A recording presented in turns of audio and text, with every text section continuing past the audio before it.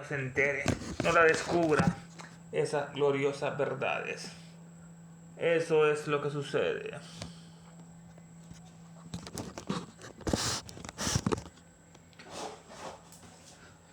¿Cómo difundir la verdad por todas partes? Esa es la pregunta que a todos nos toca contestar. Uh, uh, uh, uh, uh, uh.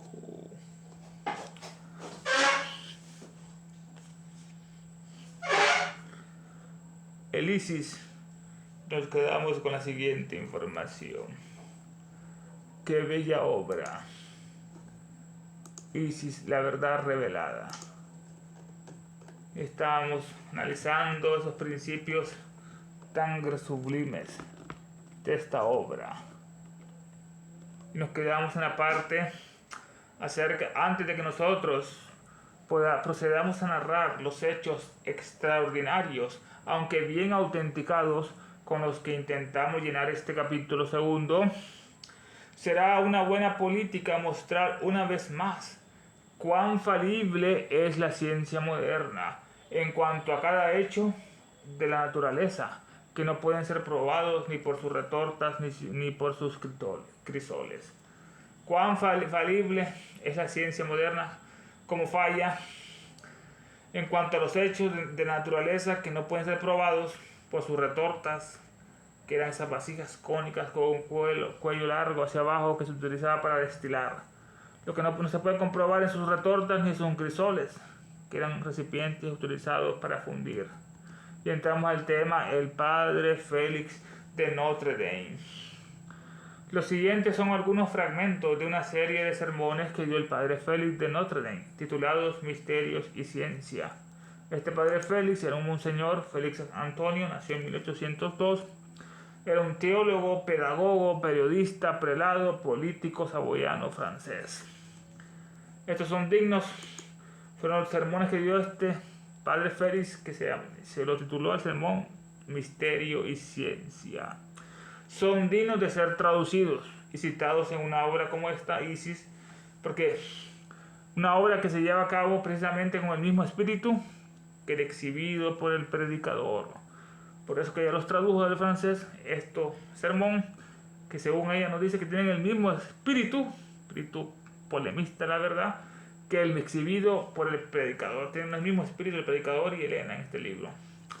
Por una vez la iglesia silenció por un tiempo la arrogancia de su tradicional enemigo frente a los doctos académicos, los científicos. La iglesia católica los silenció, los cayó esa arrogancia, esa soberbia de los científicos, ese orgullo que es el tradicional enemigo de la teología. Se guardaron silencio estos doctos académicos ante el discurso de ciencia y religión, misterio y ciencia. Se sabía que el gran predicador, en respuesta al deseo general de los fieles y tal vez por las órdenes de algunos superiores eclesiásticos, se había estado preparando para un gran esfuerzo oratorio, y la histórica catedral se llenó de una monstruosa congregación Notre Dame. Así que el gran predicador, el padre Félix, había un deseo general de los fieles de saber el misterio y la ciencia, y tal vez recibió las órdenes de algunos eclesiásticos mayores, por lo cual se estuvo preparando previamente. Se había estado preparando para un gran esfuerzo oratorio, y la histórica catedral de Notre Dame se llenó de una monstruosa congregación. En medio de un profundo silencio, inició su discurso, del cual los siguientes párrafos son suficientes para nuestro propósito. Dice él: una palabra poderosa, portentosa ha sido pronunciada contra nosotros los teólogos para enfrentar el progreso con el cristianismo. Esa palabra es la ciencia. Qué bella manera de empezar. Una palabra portentosa, poderosa, la ciencia, ha sido pronunciada contra nosotros, el clero, los teólogos, para enfrentarnos contra el progreso, con el cristianismo. Donde hay iglesia no hay progreso, donde hay una reforma, donde hay ciencia, es esa palabra poderosa, portentosa para confrontar y enfrentar el progreso con el cristianismo. Tal es la formidable evocación con la que tratan de espantarnos. Nos espantan con esa palabra, ciencia. Nos entra miedo. Tal es esa formidable evocación, ciencia, con la que tratan de espantarnos, horrorizarnos. A todo lo que podemos decir para avanzar el progreso en el cristianismo, siempre tienen una respuesta lista los académicos científicos, que es: eso no es científico. Eso no es científico. A todo lo que podemos decir para pasar el progreso que hay en el cristianismo, siempre tienen una respuesta lista: eso no es científico. Decimos revelación. La revelación es no científico. Decimos milagro. Un milagro no es científico. Así, el anticristianismo, fiel a su tradición y ahora más que nunca, pretende matarnos por medio de la ciencia. Ojalá que si fuera con sus católicos, estas bestias. Todo lo que dicen ellos para hacer el progreso, y la ciencia dice: eso no es científico. Milagro, eso no es científico. Revelación, eso no es científico. Y así los enfrentan. Así ese espíritu anticristiano, luciferino, fiel a su tradición, Lucifer, y ahora más que nunca pretende matarnos por medio de la ciencia. Que así sea. La ciencia era sinónimo de Satanás, Lucifer, conocimiento. La ciencia es un principio de tinieblas, dicen ellos. Nos amenaza con la luz, la ciencia. Se proclama a sí misma la ciencia como la luz. 100 veces me pregunté: ¿qué es pues esa terrible ciencia que se prepara para devorarnos a nosotros? Así que pictóricamente lo describe el padre Félix: la ciencia pretende matarnos, el anticristianismo. La ciencia es un principio de tinieblas. Qué increíble, como es el principio de luz, no de tinieblas. Tinieblas son ustedes, católicos. Nos amenazan con la luz de la ciencia. Se proclama a sí mismo la ciencia como la luz, como Lucifer. 100 veces me pregunté, dice el padre Félix de Notre Dame, ¿qué es pues esa terrible ciencia que se prepara para devorarnos a nosotros? ¿Qué es pues? Es la ciencia matemática, pero también tenemos a nuestros matemáticos católicos.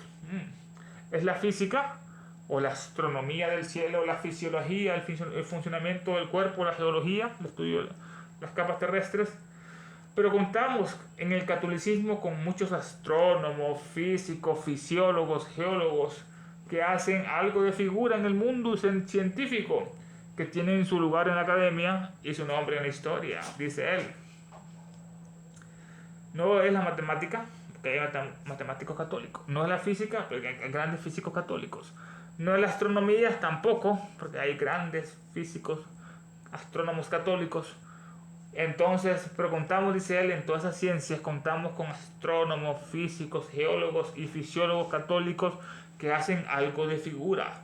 Y en el mundo científico figuran, se habla de ellos, que tienen su lugar en la academia y su nombre en la historia. Estos científicos cristianos, matemáticos, geólogos, astrónomos, tienen su lugar en la academia de ciencias y su nombre en la historia.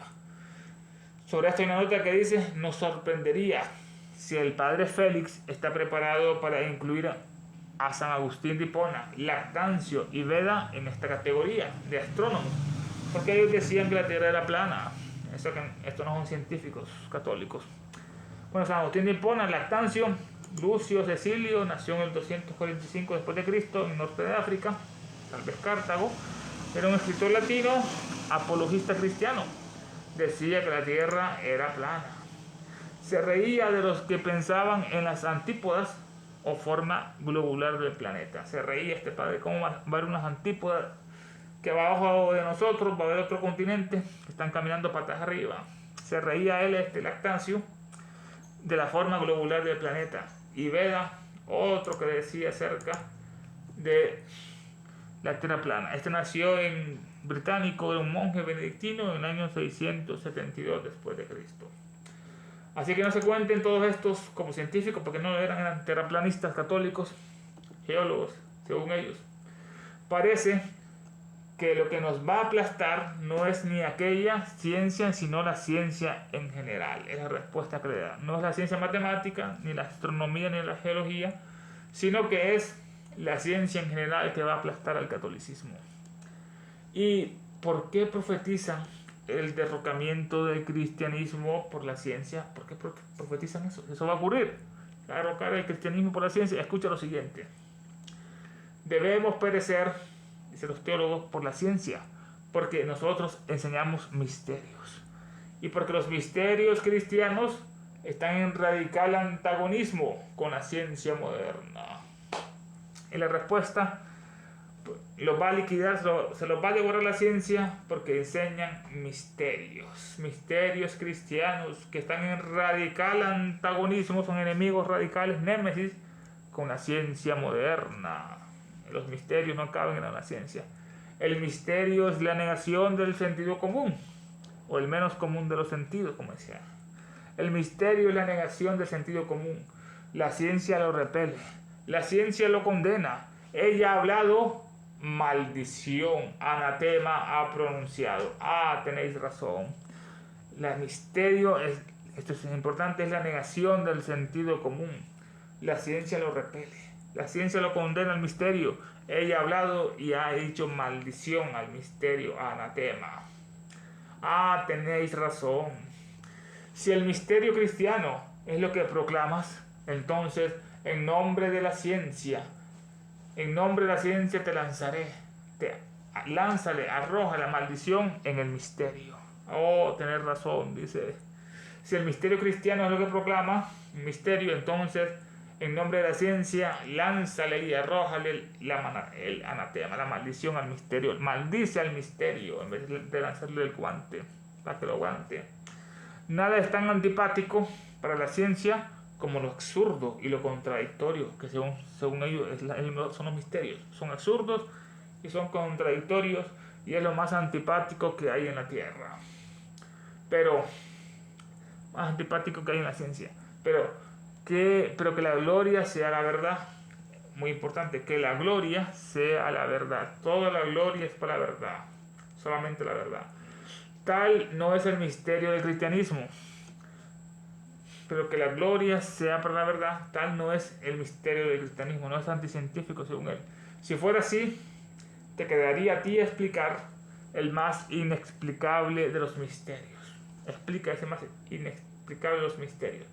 ¿Cómo es que durante casi 2000 años tantas mentes superiores y raros genios han abrazado nuestros misterios sin pensar en repudiar la ciencia o abdicar de la razón?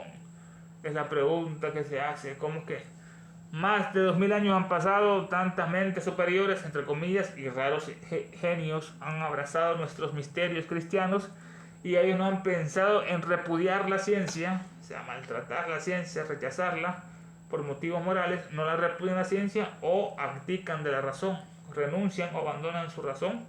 Si creen en los misterios, todavía tienen razón. Por ejemplo, que hay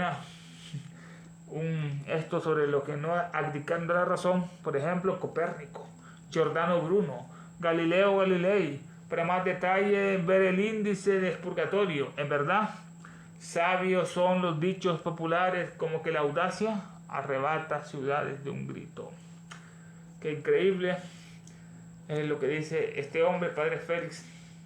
Tantas mentes superiores y raros genios han abrazado nuestros misterios sin pensar en repudiar la ciencia o abdicar de la razón.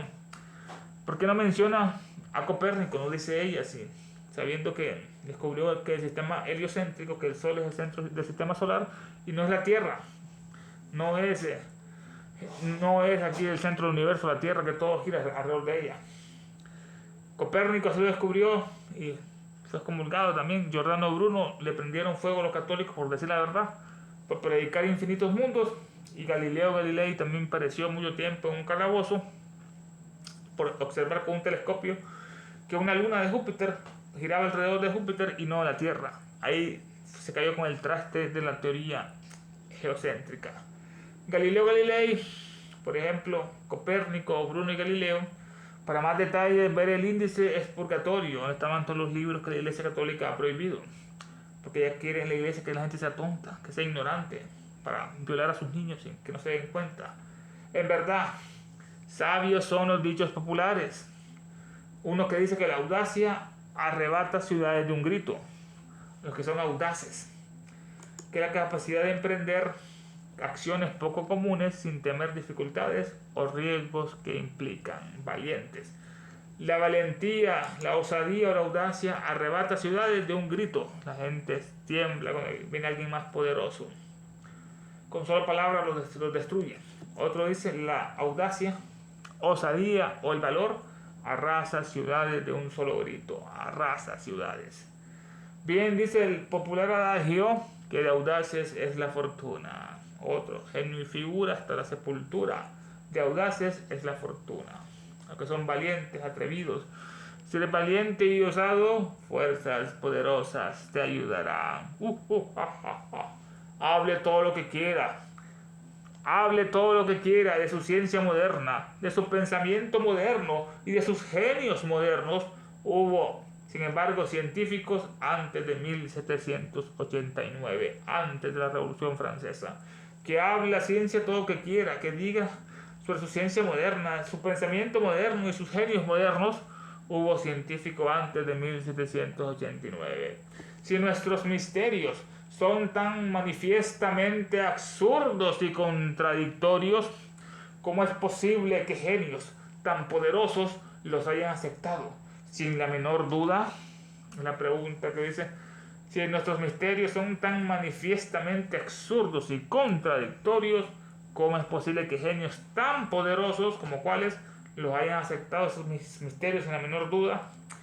Pero Dios me guarde de insistir en demostrar que el misterio no implica contradicción con la ciencia, dice él. Que Dios lo guarde de insistir en demostrar, que no es objetivo, que el misterio no implica contradicción con la ciencia. Son como dos manos, el misterio y la ciencia. La religión y la ciencia se deben unir. ¿De qué sirve probar mediante abstracciones metafísicas que la ciencia puede reconciliarse con el misterio? Es lo que dice él. ¿De qué me sirve probar esto mediante abstracciones metafísicas? Pensamientos abstractos como los números que están dentro de nosotros, pero no existen. ¿Quién ha visto el 1, el 2 y el 3? Solo en nuestra mente, en nuestro razonamiento. Así que, ¿de qué sirve probar mediante abstracciones metafísicas que la ciencia puede reconciliarse con el misterio? Se pueden reconciliar otra vez cuando todas las realidades de la creación muestran incontestablemente que el misterio en todas partes desconcierta a la ciencia. Todas estas realidades de la creación, vemos el universo, vemos los soles, tantos planetas, noches, galaxias. Cuando todas las realidades de la creación del universo muestran incontestablemente que el misterio en todas partes desconcierta a la ciencia porque no lo conoce. Pides que te demostremos sin lugar a dudas que la ciencia exacta no puede admitir el misterio. Te respondo decididamente que la ciencia no puede escapar del misterio. Dice él, pide que te demostremos sin lugar a dudas que la ciencia exacta no puede admitir el misterio, porque no es el sentido común. Te respondo, dice el Padre, decididamente que la ciencia no puede escapar del misterio. El misterio es la fatalidad de la ciencia. Es quien lo mata a la ciencia, el misterio es la fatalidad. El misterio es la muerte, el destino, la desgracia, el hado de la ciencia. Eso es el misterio de la fatalidad, la muerte, el hado. ¿Qué frase más bella? El misterio es la fatalidad de la ciencia, para escribirla con letras de oro. ¿Podemos elegir nuestras pruebas? Y la pregunta que hace, ¿podemos elegir nuestras pruebas? Primero, pues mirad a vuestro alrededor, que el mundo puramente material, desde el átomo más pequeño hasta el sol más majestuoso, como Sirio, Antares, Alción, allí si tratáis de abarcar en la unidad de una sola ley todos estos cuerpos y sus movimientos, es lo que nos dice la recomendación. Primero, pues mirad a vuestro alrededor, naturaleza, planetas, noches. Mirad a vuestro alrededor en el mundo puramente material que vemos con los ojos, desde el átomo más pequeño hasta el sol más majestuoso. Un átomo es como un sol en miniatura, tiene electrones que giran alrededor de él, que son los planetas, igual como ocurre con Júpiter, Saturno, etc. Ahí si ves al átomo y al Sol más majestuoso, allí si tratáis de abarcar en la unidad de una sola ley todos estos cuerpos y sus movimientos, ¿cómo podemos abarcar todo lo que ocurre en el espacio, en el cosmos? Si tratáis de abarcar en la unidad, ¿cuál es esa unidad? El movimiento, todo se mueve. Así si tratáis de abarcar en la unidad de una sola ley, todos estos cuerpos y sus movimientos, mecánica celeste, si buscáis la palabra que explique en este vasto panorama del universo, ¿cuál es esa palabra? Esta prodigiosa armonía, donde todo parece obedecer al imperio de una sola fuerza. Qué bella expresión más poética. Si observamos en una sola palabra que explique esa armonía en este vasto panorama del universo, esa prodigiosa armonía donde todo parece obedecer al imperio de una sola fuerza, un imperio de una sola fuerza, pronunciás una palabra para expresarla y decís, ¿cuál es esa fuerza? Atracción. Todo se atrae. El Sol atrae los planetas atraen a la Luna, los átomos atraen los electrones, las moléculas a los átomos. Esa es esa palabra, en vez de ciencia, es ahora la atracción. Como ley suprema que reina soberana sobre el resto de las hipótesis, es la atracción, esa fuerza que Newton describió en sus tres postulados. Una acción y reacción. Pronunciáis una palabra para expresarla y decís atracción, es la palabra. Todo se atrae, el átomo, el planeta, el humano, el Sol, la galaxia. Atracción, una gran atracción, una gran armonía en todo el universo. Sí, atracción. Este es el epítome sublime, el resumen sublime de la ciencia de los cuerpos celestes. ¿Cómo podemos reducir las palabras astronomía en una palabra? Es la atracción, que es esa sublime epítome, es sublime resumen, la atracción de la ciencia de los cuerpos celestes, la mecánica celeste, es la atracción, es la ley principal. Decís que en todo el espacio estos cuerpos se reconocen y se atraen. Los planetas, los soles, todos se reconocen y todos se atraen. Decís que se atraen en proporción de su masa. Entre más grande, más fuerza de atracción. Y en razón inversa al cuadrado de sus distancias que los separa. Esta es una ley de Kepler, que lo descubrió el gran astrónomo. Los planetas soles se atraen en proporción a su masa. Más grande como Júpiter atrae más lunas. Y en relación inversa al cuadrado de sus distancias. A mayor distancia es menos la atracción. Esta es una fórmula inversamente proporcional al cuadrado de sus distancias que los separa. Y de hecho, hasta el momento presente, nada ha sucedido para desmentir esta afirmación. Nada lo ha desmentido esta afirmación. Es lo que dice, nadie las ha, lo que es, nadie las ha. Y de hecho, hasta el momento presente, nada ha sucedido para desmentir esta afirmación. Sino que todo ha confirmado una fórmula que ahora reina soberana en el imperio de las hipótesis. Está en el pedestal, donde en la biología está el protoplasma.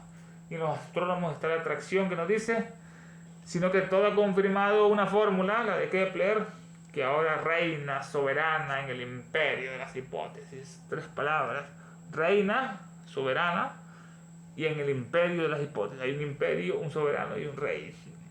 Así que la atracción reina soberana sobre el imperio de las hipótesis, cosas que no están comprobadas.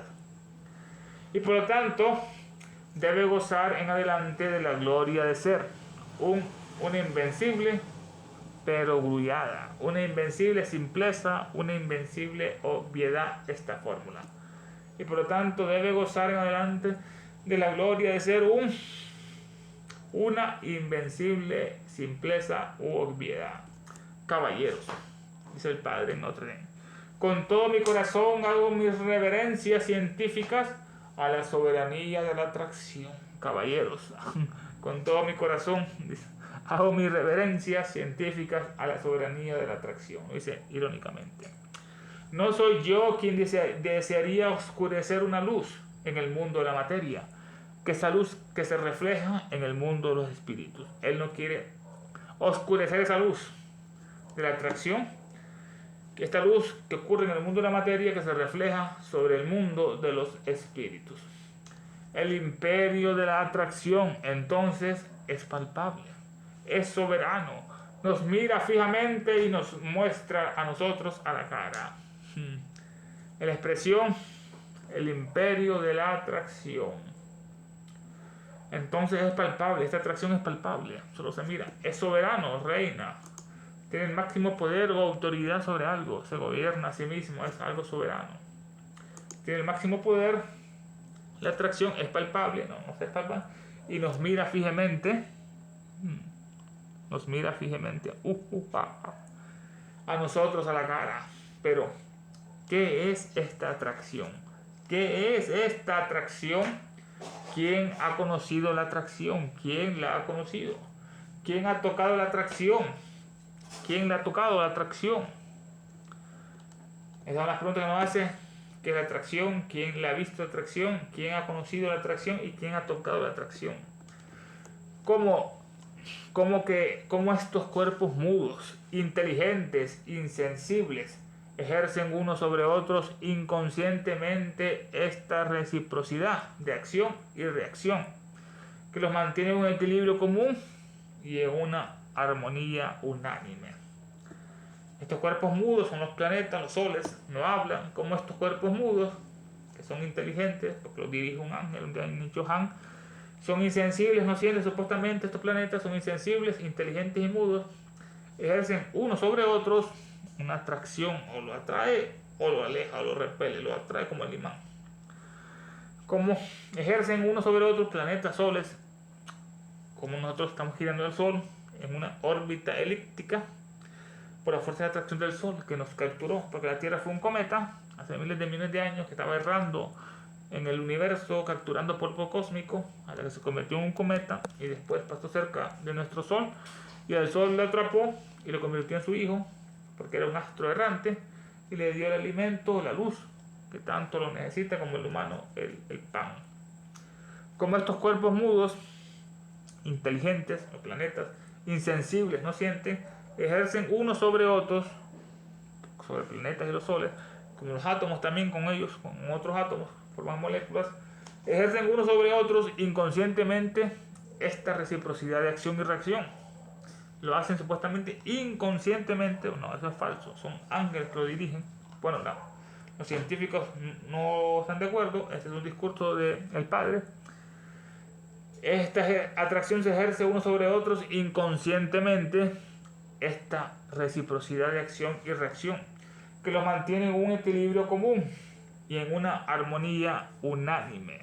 Un equilibrio común y una armonía unánime. Todos estos tienen esta atracción, equilibrio y armonía. Es esta fuerza que atrae el Sol a otro Sol y el átomo a otro átomo. Es un mediador invisible que va de uno a otro. Esta es la fuerza de atracción que atrae de un Sol a Sol y átomo a átomo. Es un mediador invisible esta fuerza. Atracción, un mediador invisible que va de uno a otro, de un Sol a otro, de un átomo a otro. Y en tal caso que es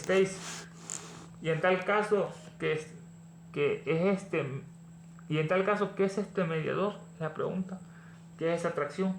¿Qué es esa atracción, esa fuerza, esa potestad, ese poder, ese ángel? ¿Qué es esa atracción?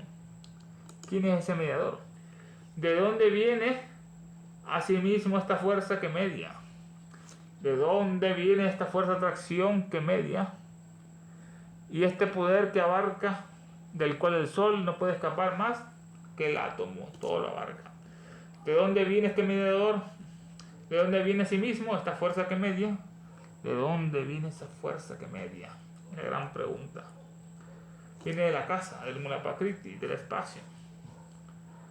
¿De dónde viene la atracción? Viene de sí mismo esta fuerza que media. ¿De dónde viene a sí mismo esta atracción, esta fuerza que media? Este poder, este mediador invisible. Y este poder que abarca, es un poder que abarca la atracción, todo el universo, del cual el Sol no puede escaparse más que el átomo. Están todos obligados a estas leyes universales de atracción, tanto el átomo como los soles. Pero esta fuerza que no es nada diferente de los elementos mismos que se atraen. Misterio, misterio. Pero esta fuerza no es nada diferente de los elementos mismos que se atraen. Si es diferente, tiene relación con ello, ¿no? Pero esta fuerza de atracción no es nada diferente de los elementos mismos que se atraen. ¿Quiénes son estos elementos que se atraen? Átomos, planetas y soles. ¿Esta fuerza es diferente o no es diferente a esos componentes? Tiene átomos, tiene agua, sol, luz, fuego, etc. Pero esta fuerza no es nada diferente a los elementos mismos que se atraen. ¿Es diferente o no?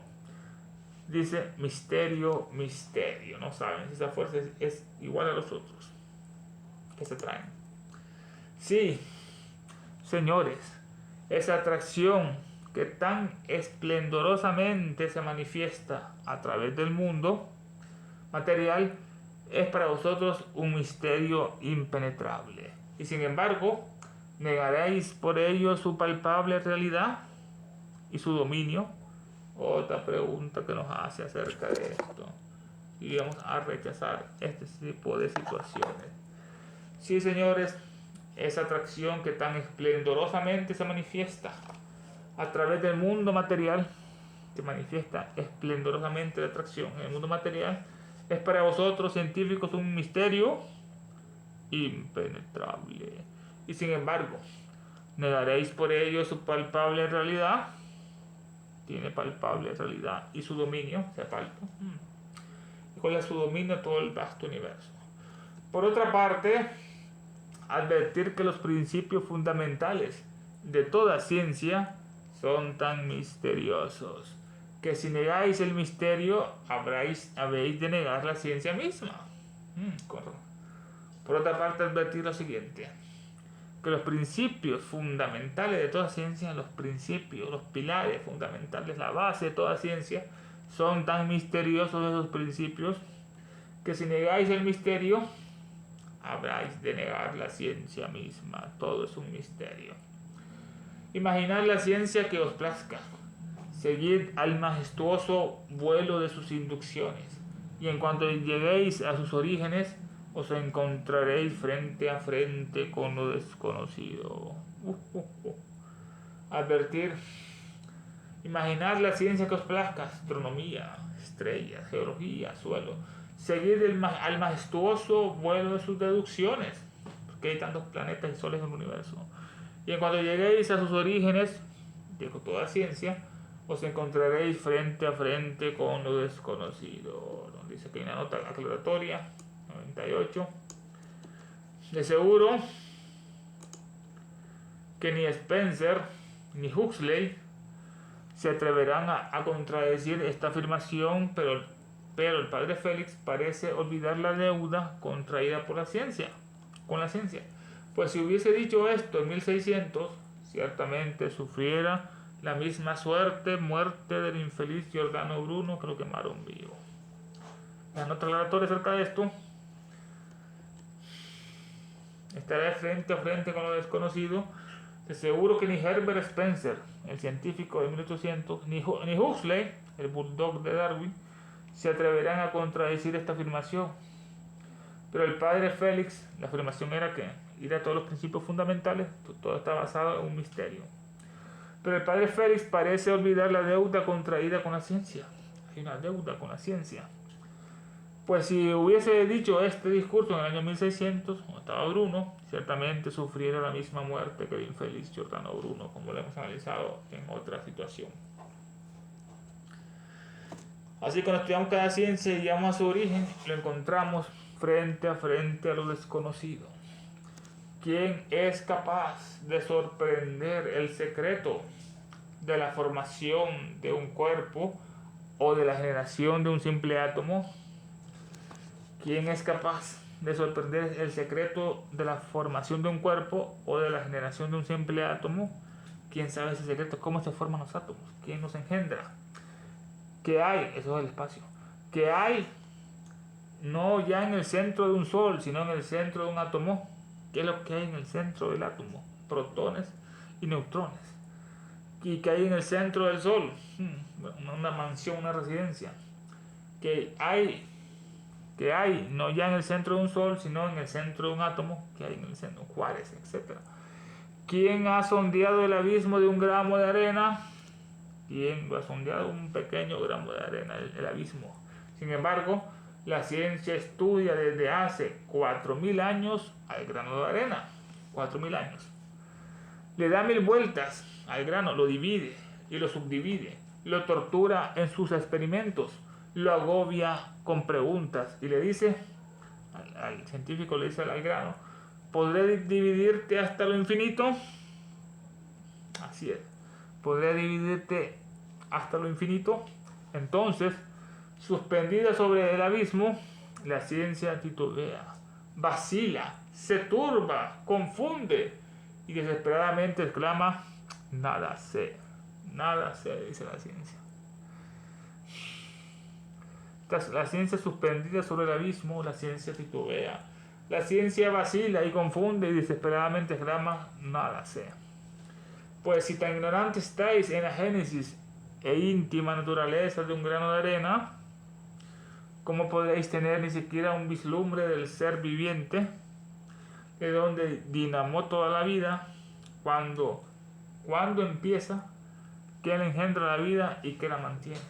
Es las preguntas que le hace a este conocimiento. Pues si tan ignorantes sois en la formación y cuál es la íntima naturaleza de un gramo de arena, cuál es su íntima naturaleza, un mineral. Si tan ignorante estás de esto, ¿cómo podréis tener ni siquiera una vislumbre del ser viviente? ¿Cómo va a tener una pequeña vislumbre del ser viviente, de la seidad? ¿De dónde surgió la vida? La pregunta, ¿de dónde? De la fuente. ¿Cuándo empezó la vida? ¿Cuándo va a acabar? ¿Qué había en el universo antes de los humanos? ¿Quién la engendró la vida y qué la mantiene? El prana, el sol, etc. ¿Pueden los científicos redarguir al elocuente clérigo? Aquí terminó el discurso del padre Félix de Notre Dame. Ahora entra el Inca. Dice, ¿pueden los científicos redarguir al elocuente clérigo? ¿Cómo no van a contradecir con sus razonamientos expuestos en su sermón de ciencia y misterio? Sin duda alguna el misterio les cerca por todos lados. El misterio le cerca por todos lados a los científicos. Y el último reducto de Spencer, Tyndall o Huxley tiene grabadas en el frontis la palabra incomprensible o agnoscible, que no se puede conocer. ¿Qué párrafo? ¿Pueden los científicos redarguir al elocuente clérigo? Sin duda alguna el misterio les cerca por todos lados. Hay misterio por todas partes en la ciencia, hay un grano de arena. Y el último reducto de estos científicos muy nombrados como Herbert Spencer, Tyndall, Huxley, tiene grabados en la frontis la palabra incomprensible, la ciencia, el origen de todo, o que no se puede conocer, que es agnoscible. La ciencia es comparable a un astro de brillante luz, cuyos rayos atraviesan por entre unas capas de negras y densas nubes. Es ahora lo que hace esta comparación. La ciencia es comparable a un astro de brillante luz, la ciencia, cuyos rayos atraviesan por entre una capa de negras y densas nubes. Si los científicos no aciertan a definir la atracción que mantiene unidas en concreta masa las partículas materiales de un guijarro, un mineral, una piedra, ¿cómo serán capaces de deslindar lo posible de lo imposible? La ciencia es comparable a un astro de brillante luz cuyos rayos atraviesan por entre una capa de negras y densas nubes. Si los científicos no aciertan a definir la atracción que mantiene unidas en cohesión, en concreta masa, las partículas materiales de una piedra, que las mantiene unidas, esa cohesión es la vida, el prana, el chi, el ki. ¿Cómo serán capaces de deslindar lo que es posible de lo imposible? Lo posible, ¿cómo serán capaces de deslindar lo posible de lo imposible? Además, ¿por qué habría de haber atracción en la materia y no en el espíritu? La pregunta, ¿por qué no había de haber atracción en la materia y no en el espíritu? Si del éter densificado proceden por el incesante movimiento de sus moléculas, las formas materiales, no es despropósito suponer que el éter sublimado dimanen las entidades espirituales. Estamos llegando a la parte culminante del estudio de esta noche, que lo vamos a cerrar con las siguientes invocaciones. Tremendo estudio. Despertad, criaturas de la noche. Es hora. Que aquellos que son la encarnación del odio inmortal bendigan con su guía y auxilio a esta logia y a este demonio, fundada para la promoción de sus planes. Quieran ellos inspirarla con su sabiduría, fortalecerla con su poder y vigorizarla con su actividad. Invocación al demonio solar por la guerra del mundo. Nos inclinamos con devoción y reverencia ante la sagrada presencia invisible del diablo en el universo, el logo central universal, nuestro logo solar, la jerarquía satánica diabólica, Nuestra Señora Blavatsky, la Madre del Mundo, el Señor Buda, el Manu Vaisvasvata, el Bodhisattva Señor Maitreya, el Mahachohan, el Mahasura, los 7 Chohanes, Lucifer y los diablos maestros de la gran fraternidad negra. Y fervorosamente les pedimos que los poderes de sabiduría, de odio, de oscuridad y guerra circunden e encadenen a la humanidad entera e inspiren a los dirigentes de todas las naciones, especialmente a los que sufren disturbios, guerras, catástrofes, enfermedades, calamidades y hambrunas y tanto más. Que aquellos poderes que siempre trabajan por el mal, por el progreso, por la ciencia de la humanidad, inspiren a los dirigentes de todas las naciones para que se establezca sobre la tierra una guerra verdadera y sufrimientos perdurables. Que las fuerzas de las tinieblas venzan a las fuerzas de la luz. Que el mal, el caos y el sufrimiento encadenen a la maldita humanidad entera. Que la guerra y la maldición de los diabólicos seres se derramen sobre el mundo. Que los poderes de sabiduría, tinieblas y odio envuelvan a todos los seres y criaturas, a todos los hombres y mujeres de la tierra. Hay una sola vida, una sola satanicidad de hombres y mujeres y una destrucción de naciones. Que el espíritu de desunión y odio incompasivo, que no conoce barreras, se apodere del planeta entero. Vamos a cerrar con la siguiente evocación, llamado: del cielo cayó un lucero, su nombre es, oh luz cósmica manifestada, oh unidad de la vida única, oh celeste chucla resplandeciente, oh inmanifestada conciencia proterva, oh fojad indómito dietérico, oh eterno entre los eones, oh rayo prometeico mantárico, que tu luz descienda hacia nosotros, que la fuerza se encienda y que el gran Satanás prevalezca. Que cada vez que se sienta uno contigo, sea por lo tanto que no es uno con todos los demás. Despertad, criaturas ádicas. Es hora de volver a la superficie. Él volverá. Es el fin de una era. Queremos justicia diabólica, pero dánoslas ya.